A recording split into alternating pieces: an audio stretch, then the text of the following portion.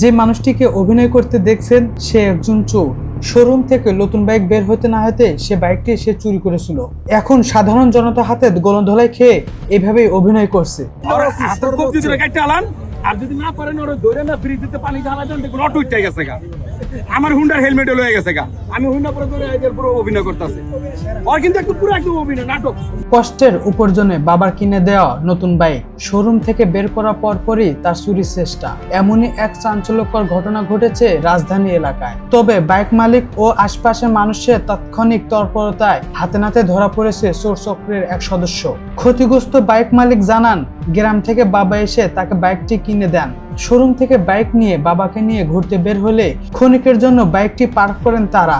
ঠিক তখনই এক চোর সুযোগ বুঝে বাইকের তালা ভাঙার চেষ্টা চালায়। ভাই আমার বাবা আসছে দেশ থেকে আমার এই বাইক কিনে দেওয়ার জন্য। আমি বাইক কিনে নিয়ে বাবারে একটু ঘুরে নিয়ে বেড়াচ্ছি। এবারে গাড়িটা রাইখা ওখানে গেছি, আমি বলছি বাবা তুমি ওই দিক থেকে ঘুরে আসো। আইসা আমি দেখি গাড়ির উপরে ওই চোর বসে চাবি খোলার চেষ্টা করতেছি। বাইকের মালিক বিষয়টি দেখতে পেয়ে চিৎকার করেন এবং পথচারী ও ড্রাইভারদের সাহায্য চোরকে ধরে ফেলেন। তার কাছ থেকে তালা খোলার জন্য ব্যবহৃত মাস্টার কি ও বিভিন্ন ধরনের গ্যাজেট বা সরঞ্জাম উদ্ধার করা হয়। ঘটনাস্থলে থাকা পুলিশ কর্মকর্তা জানান, এলাকায় বাইক চোর চক্রকে ধরতে আগে থেকে তারা সতর্ক অবস্থানে ছিলেন। পুরো অভিনয় ভাই আপনারা আর কোন এই যে হুন্ডা তো লক